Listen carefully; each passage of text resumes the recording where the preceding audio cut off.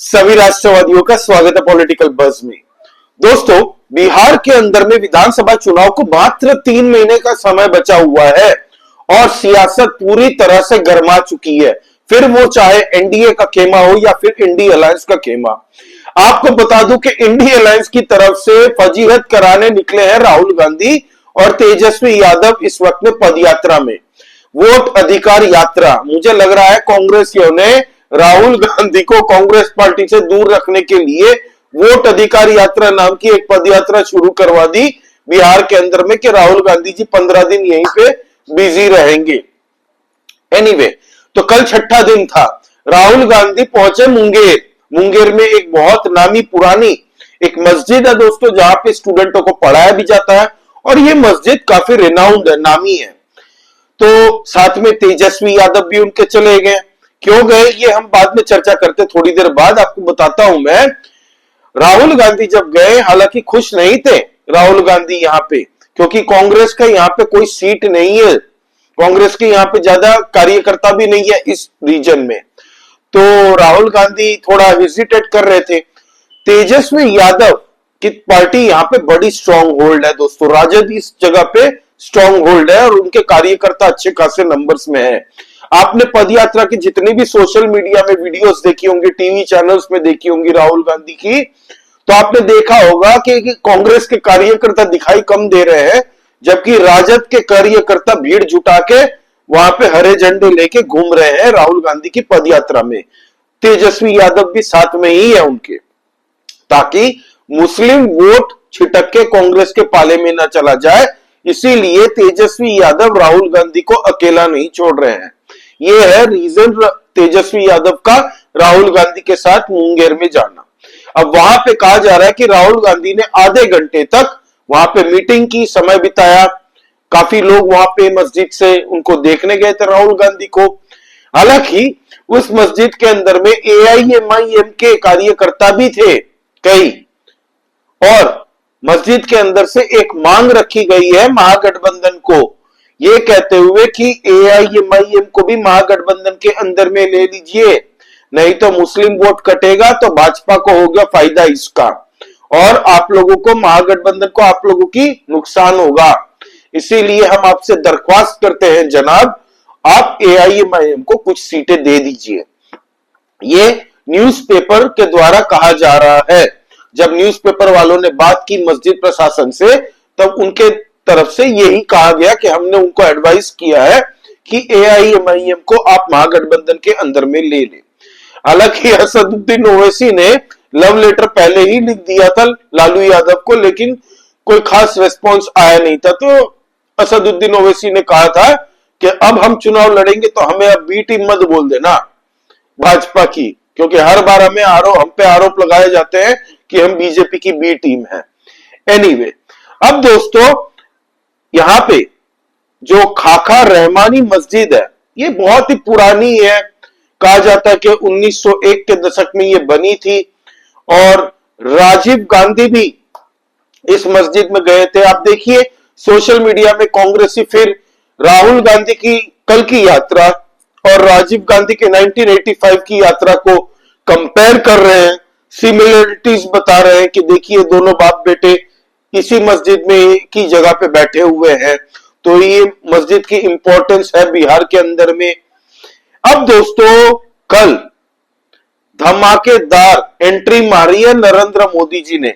छठी यात्रा की है बिहार के अंदर में और 13,000 करोड़ रुपए का प्रोजेक्ट दोस्तों बिहार को सौगात दी है। आपको बता दूं कि बिहार के अंदर में जिस तरीके की भीड़ कल जुटी थी नरेंद्र मोदी जी को देखने के लिए, खास करके युवा वर्ग और महिला वर्ग उनको देखने के लिए भारी मात्रा में आए हुए थे। नरेंद्र मोदी जी ने कल ताबड़तोड़ तरीके से बैटिंग की है फ्रंट फुट पे।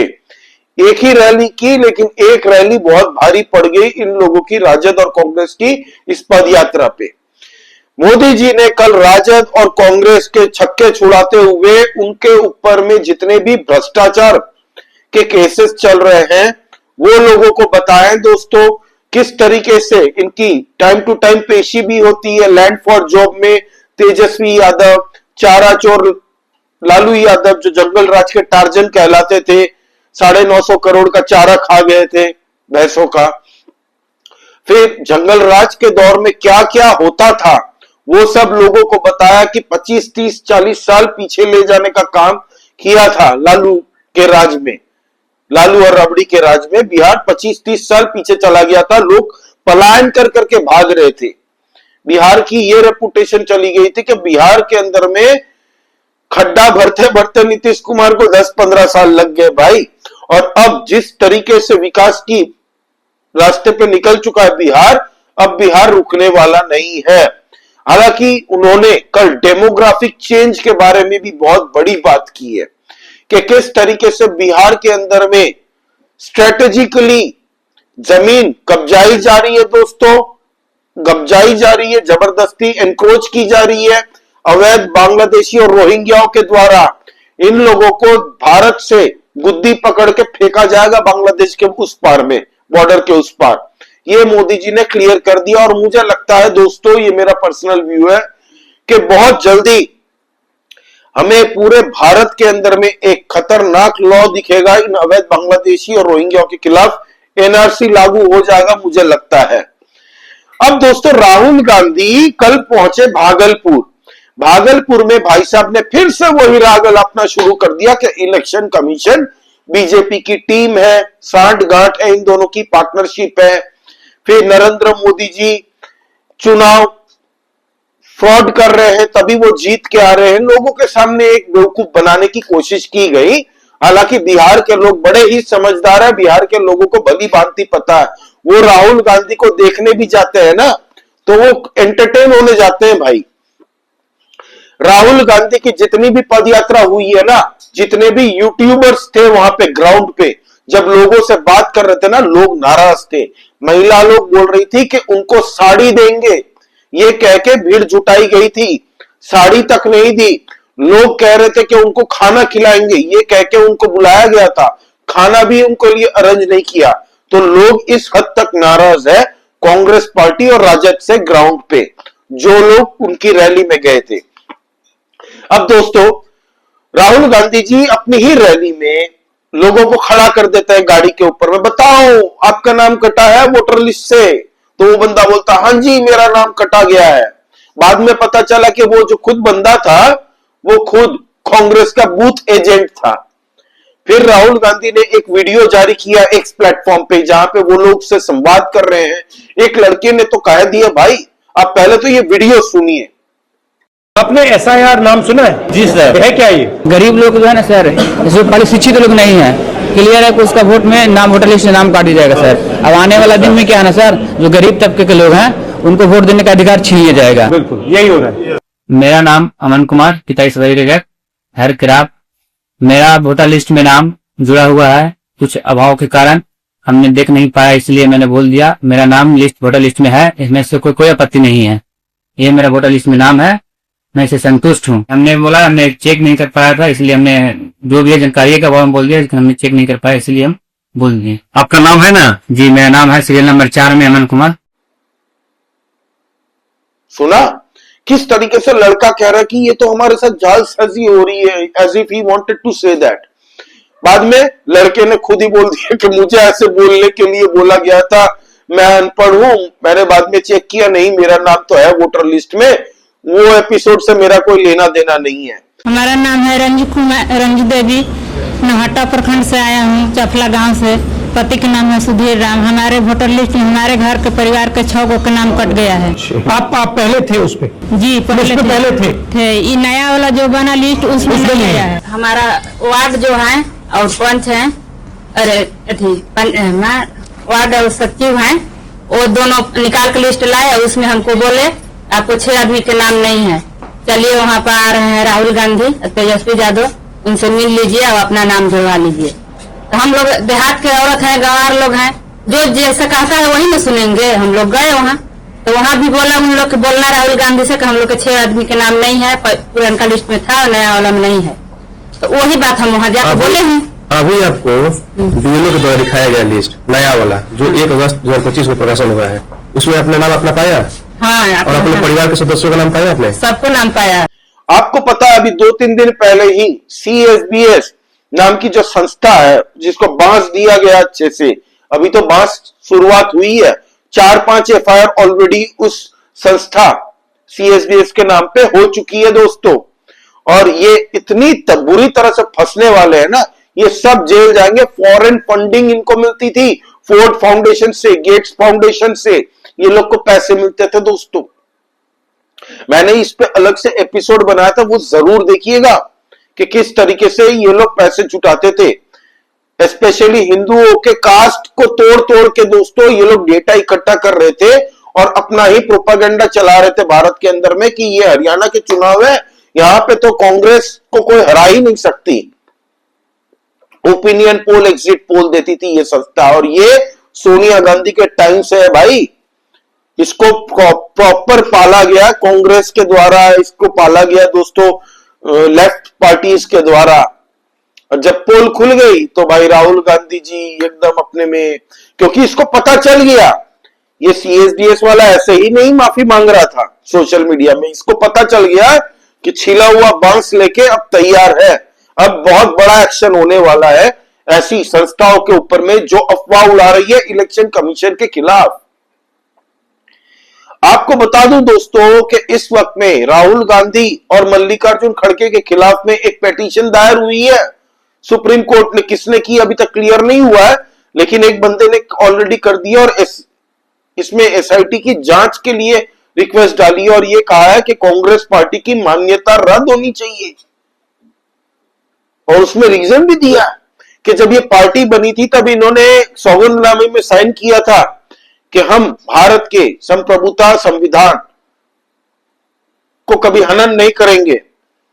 और इलेक्शन कमीशन पे आज जिस तरीके से ये लोग दुष्प्रचार कर रहे हैं, एक तरीके से हनन कर रहे हैं, इसीलिए इनकी मान्यता रद्द होनी चाहिए कांग्रेस पार्टी की।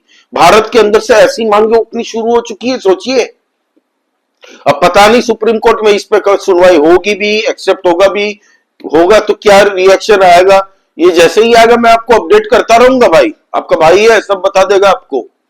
लेकिन राहुल गांधी और तेजस्वी यादव इस वक्त में बिहार के अंदर में कोई डेवलपमेंट की बातें नहीं कर रहे हैं, कोई मुद्दे पे बात नहीं कर रहा भाई, खाली इलेक्शन कमीशन और इलेक्शन कमीशन चल रहा है इनके साथ में।